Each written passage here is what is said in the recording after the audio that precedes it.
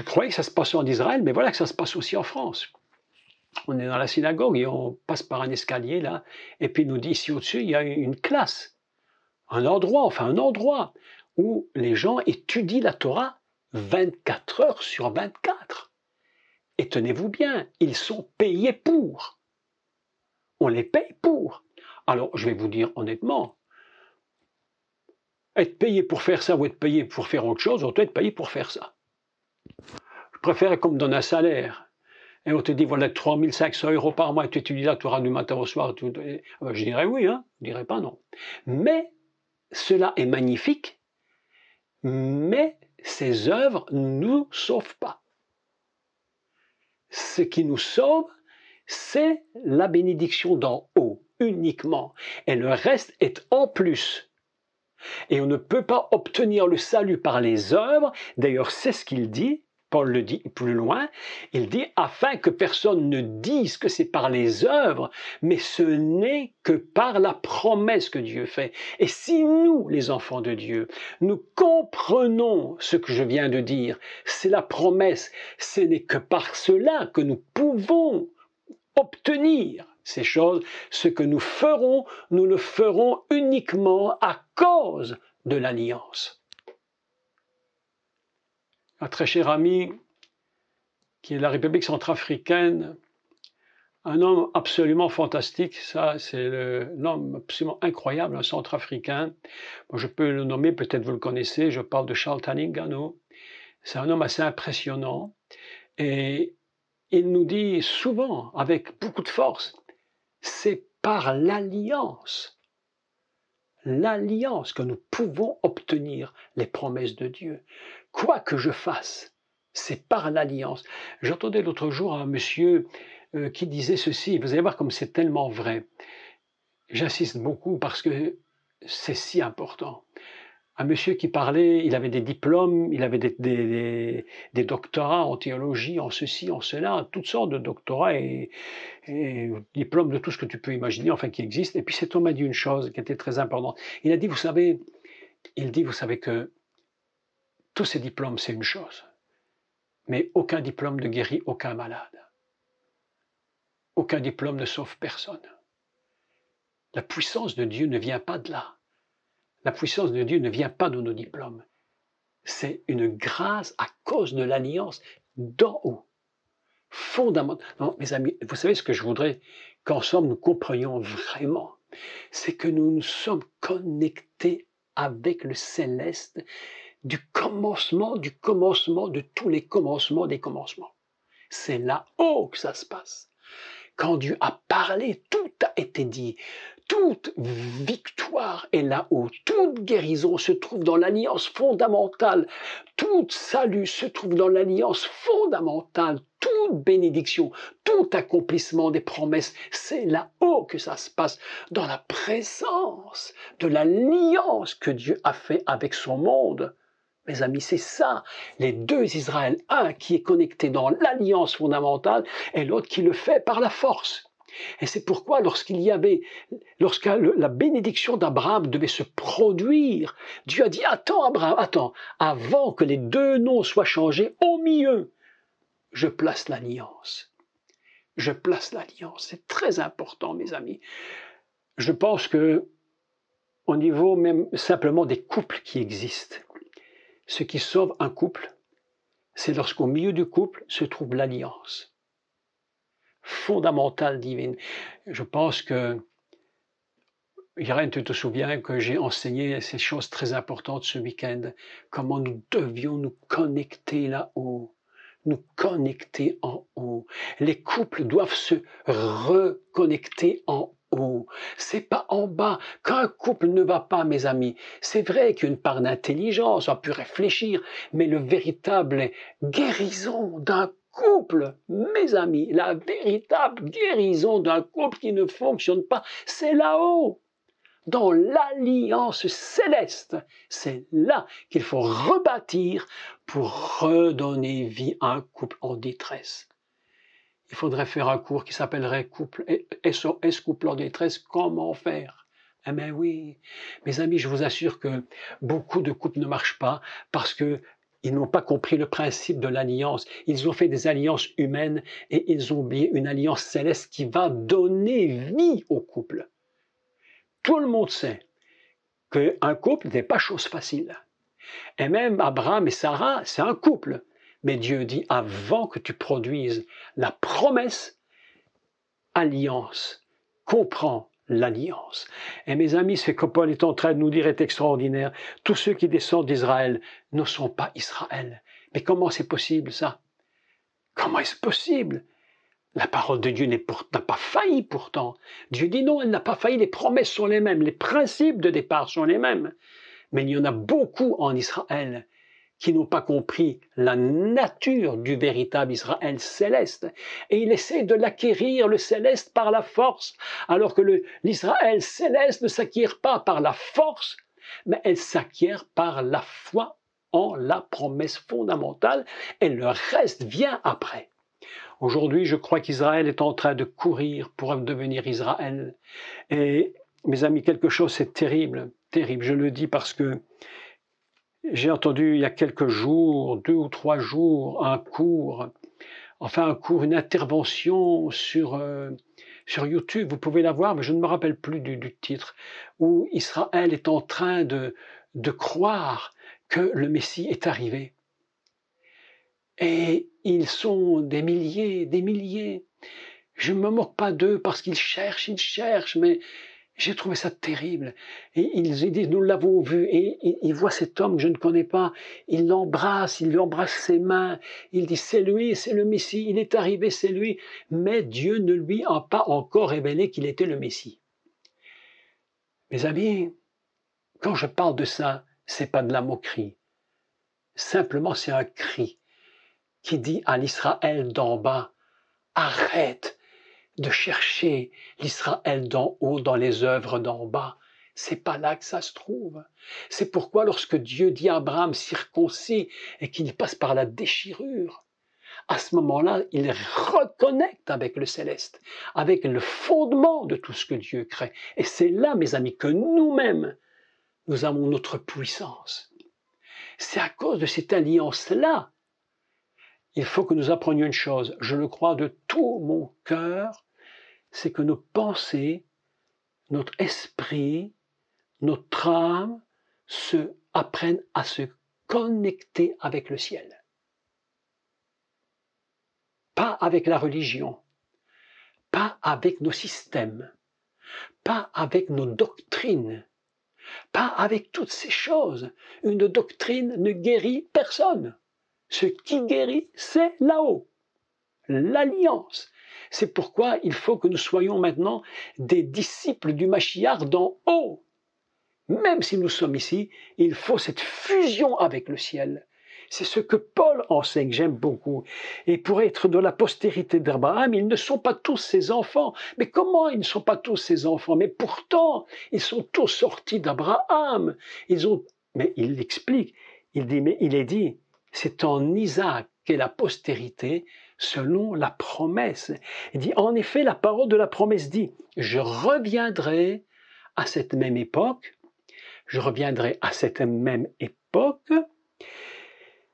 et Sarah aura un fils.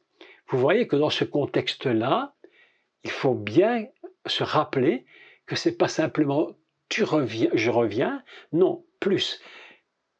Toute l'alliance a été bâtie.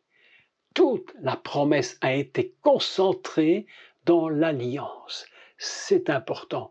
Les promesses que Dieu nous donne, mes bien-aimés, sont enfermées dans l'alliance fondamentale. Fondamentale. Je l'ai dit et redit, mais laissez-moi encore vous redire.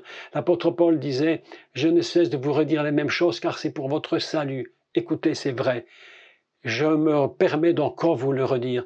Lorsque nous sommes baptisés d'eau, nous sommes baptisés de l'eau d'en haut. C'est une sortie du ciel, non pas une sortie d'en bas, c'est une sortie d'en haut. Et c'est en haut que tout se produit pour nous et que toute la puissance de l'accomplissement est écrite. C'est pourquoi le texte est magnifique. Et il dit une chose absolument formidable. Il dit, en plus, il en fut de même, écoutez, c'est extraordinaire, il en fut de même pour Rivka. C'est-à-dire que les enfants qui étaient dans son sein, Paul l'explique clairement. Et vous voyez que toutes les épîtres de Paul sont basées sur la Torah. Toutes les épîtres sont basées sur la Torah. Le rabbin nous disait dans la synagogue, lorsque nous étions là-bas, quelque chose qui m'avait fait plaisir, mais tellement plaisir, que j'ai dit au rabbin, comme vous avez raison. Il avait ouvert cette grande porte-là, il a ouvert, et puis les Torahs étaient devant nous, là, exposés. Il y aurait beaucoup à dire sur les Torahs, d'ailleurs, beaucoup à dire, des choses que j'ignorais, que j'ai apprises. Il nous disait que aucun prophète, et vous savez que je vous l'avais enseigné, mais ça m'a confirmé ce qu'il a dit. Il a dit, aucun prophète ne prophétise hors de la Torah. Aucun prophète ne peut prophétiser hors de la Torah. Et ce qu'il nous faut, il nous faudrait des millions d'heures pour percer tous les secrets de la Torah, pour comprendre que tout ce qui était dit est écrit. Est écrit. Et voilà que, ici, je reviens à Sarah, à Rivka. Elle est enceinte, elle possède en elle 2 enfants. Et le texte est magnifique parce qu'il dit ceci, relisons le texte, verset 10, « Et de plus, il en fut ainsi de Rivka qui conçut du seul Isaac notre père. Car quoique les enfants ne fussent pas encore nés, et qu'ils n'eussent fait ni bien ni mal, afin que le dessein d'élection de Dieu subsistât sans dépendre des œuvres. » Ça ne dépend que de la volonté et du choix de Dieu, par la seule volonté de celui qui appelle tout ce que nous pouvons produire. Vous savez, parfois, autrefois, c'était des enseignements qui étaient donnés, qui n'étaient pas faux d'ailleurs. C'est intéressant. Ils disaient aux chrétiens qu'ils étaient enceintes des promesses. C'est pas faux. C'est pas faux. On peut être enceinte d'une promesse. Dieu me donne une parole, je la porte en moi jusqu'à ce qu'elle puisse être mise au monde et qu'elle puisse paraître, cette promesse. Mais cette promesse, elle ne dépend pas de moi. Elle ne dépend que de la volonté de celui qui l'a mis en moi. Et elle dépend de celui qui l'a mis parce que lui sait qu'entre lui et moi, il y a une alliance. Et nous ne pouvons pas nous appuyer en disant « oui, mais moi je ». Non, moi je n'ai rien du tout. Si j'ai la promesse, c'est Dieu qui accomplit. L'homme ne peut pas être choisi par sa force, il n'est choisi que par le choix de Dieu. Mes amis, je vais vous dire ceci, et c'est tellement vrai, que Dieu vous a choisi pour être sauvé, non pas parce que vous aviez décidé de faire quelque chose de formidable, mais vous êtes sauvé et vous êtes rentré dans la grâce, dans l'alliance de la grâce, parce que Dieu a fait le choix. Laissez-moi vous dire, vous êtes le choix de Dieu. Vous êtes son choix. Et seulement son choix. Je ne suis sauvé par personne. Personne ne m'a donné le salut. Je ne monterai pas au ciel parce que j'ai choisi de monter. D'ailleurs, écoutez, l'exemple est un peu fort, mais il est tellement vrai et si compréhensible. Si nous parlons de l'enlèvement de l'Église, franchement, qu'est-ce que nous pouvons y faire? Strictement rien. C'est pas parce que tu étudies beaucoup, pas beaucoup, que tu fais plus, que tu fais ci, que tu vas monter au ciel. Ça ne dépend que de Dieu. Il est le seul qui est responsable de cela. L'enlèvement de Dieu au temps fixé. J'aime beaucoup le texte. Il est écrit dans le livre de Genèse, c'est les anges qui parlent, et il est écrit au temps fixé, tu auras un fils. Écoutez mes amis, cette parole-là de Torah, elle a produit une prophétie absolument incroyable. Au temps fixé, le Mashiach est apparu. Au temps fixé par Dieu, il t'a appelé.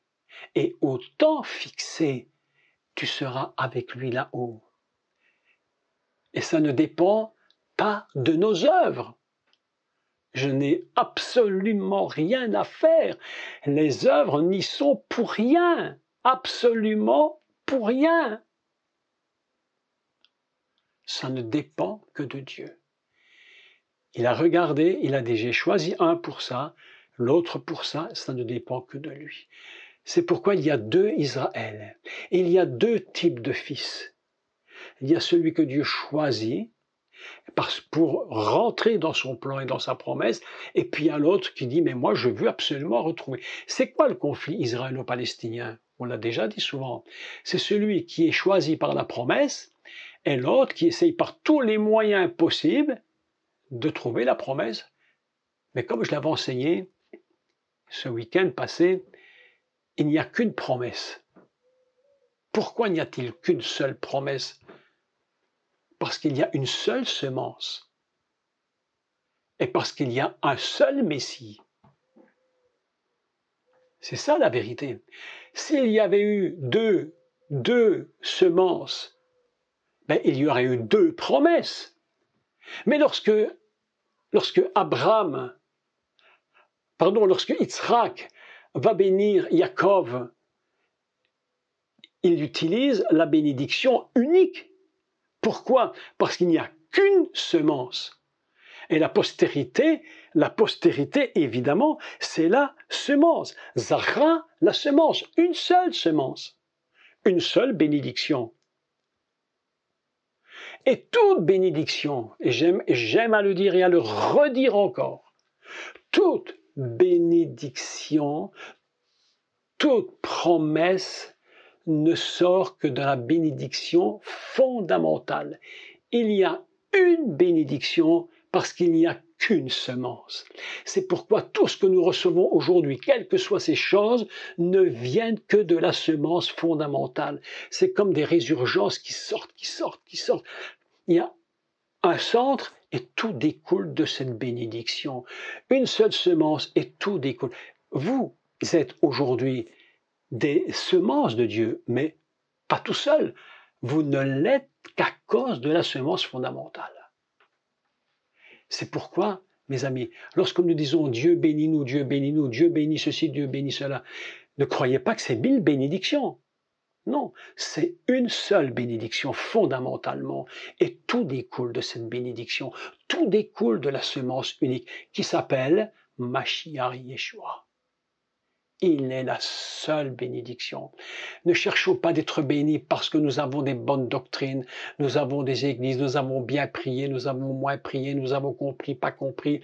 Mes amis, c'est pourquoi la parole de Dieu est tellement claire.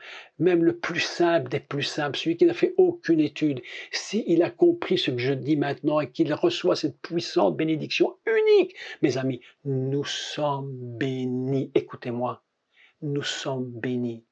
Israël ne peut être béni que par la bénédiction d'Abraham, d'Isaac sur Jacob. Cette bénédiction-là, l'unique, c'est la nôtre. Et tout découle de cela. Et c'est pourquoi le conflit palestinien est terrible, parce que celui qui n'a pas reçu cette unique bénédiction essaie de la retrouver, essaie de capturer une bénédiction, mais il ne peut pas la retrouver parce qu'il n'y en a qu'une.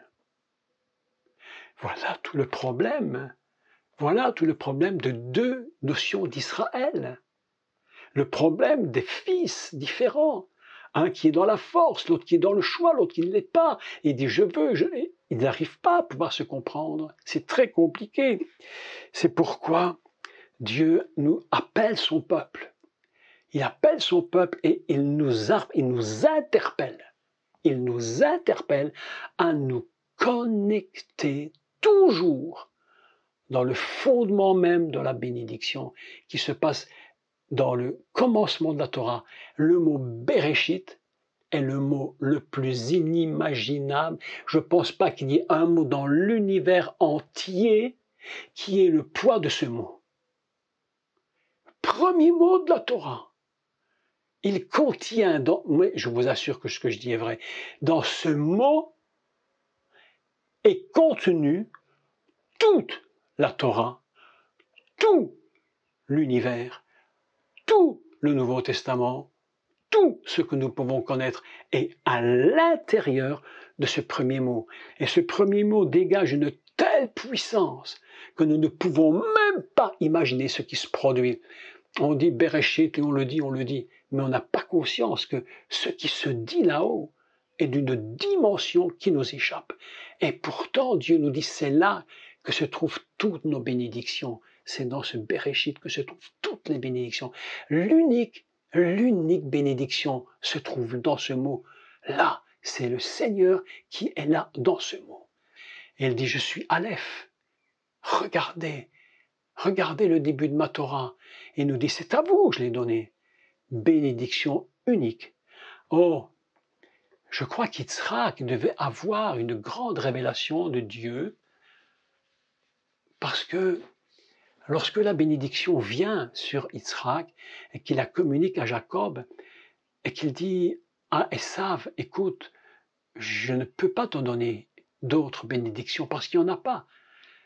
Je crois qu'Yitzhak a une grande révélation. Il avait compris quelle était la connexion unique avec le ciel. Il n'a pas joué par les sentiments. Souvent, nous, les enfants de Dieu, nous pouvons jouer à partir des sentiments. Mais on ne bénit pas quelqu'un par les sentiments. Écoutez-moi. On ne bénit pas quelqu'un par les sentiments. Je peux t'aimer beaucoup, mais c'est pas pour ça que mon sentiment va t'amener un résultat céleste. Je ne peux pas bâtir mes bénédictions sur des sentiments. Je ne la bâtis que sur la bénédiction unique et fondamentale. La seule et unique semence. L'unique semence qui s'appelle Mashiach, le Messie fondamentalement. Et c'est pourquoi lorsque je vois ces rabbins, ces juifs courir après le Messie, courir, vraiment courir, embrasser un homme, lui embrasser les mains, déclarer de lui qu'il est le plus génial, le plus fabuleux, le plus fantastique. Peut-être qu'il l'est. Je n'ai pas dit qu'il n'était pas. Je n'ai pas dit qu'il n'était pas. Il est sûrement génial et fantastique, une connaissance de tout incroyable. Mais ça ne fait jamais la semence fondamentale. La seule semence fondamentale, c'est Yeshua HaMashiach. Hors de lui, aucune, personne. D'ailleurs, Yeshua l'avait dit, plusieurs viendront en mon nom. Et lorsqu'ils sont vers ce jeune rabbin ou ce monsieur, ils disent ceci, et c'est là que c'est très étrange, ils disent, et encore une fois, je répète, je ne m'en moque pas, mais ils disent que Hachem ne lui a pas encore révélé qu'il était le Messie.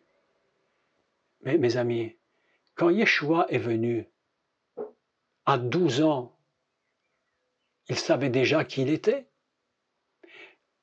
En repensant hier à cela, je me suis dit, mais il avait 12 ans.